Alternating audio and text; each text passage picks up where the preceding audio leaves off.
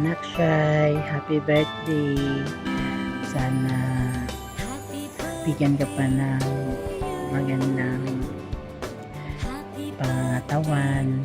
Lagi kang mag-ingat sa trabaho, lagi mong alagaan yung sarili mo. Nandito lang si Mami para sa'yo. Ayan.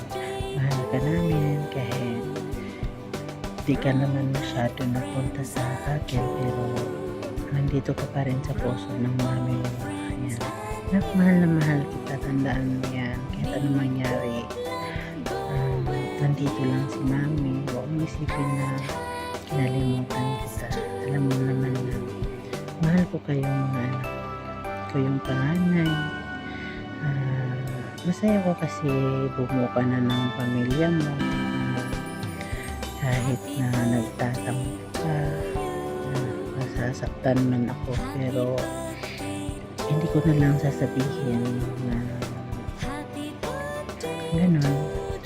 Basta tandaan mo na mahal ka, mahal na mahal kita. Alam mo yan, kahit anong mangyari, dito lang ang mami mo, sumusuporta, yung anumang problema mo, kahit na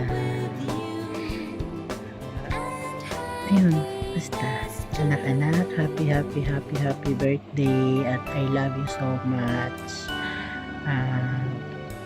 Nandito lang kami ni Rawat para sa'yo. Nagmamahal. God bless sa'yo, anak, and ingat lagi, laging huwag mainit ang ulo. Sana yung pangarap mo sa family mo, yung goal mo ay makamit mo yan. Ayan. Happy birthday to you, Nakshay. I love you, ma. Good morning, good evening guys lahat. Ako din si Savage. Babatiin ko pala yung kapatid ko na si Shai, no?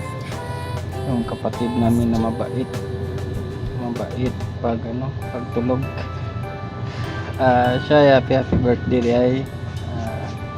Sana bigyan ka pa ni Lord ng maraming birthday, no? Sana mag-enjoy ka kasi birthday mo, di ba? Wish ko lang sa'yo, Shai, mag-ingat ka dyan. Hirap OFW, di ba? Alam natin yun, tayo tayo sa pamilya natin, di ba? Ingat lang palagi at enjoy your day, birthday mo, di ba? Yun lang sasabi ko, mag-ingat palagi.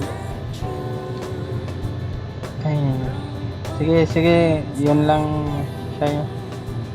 Ingat lang palagi. Bye bye.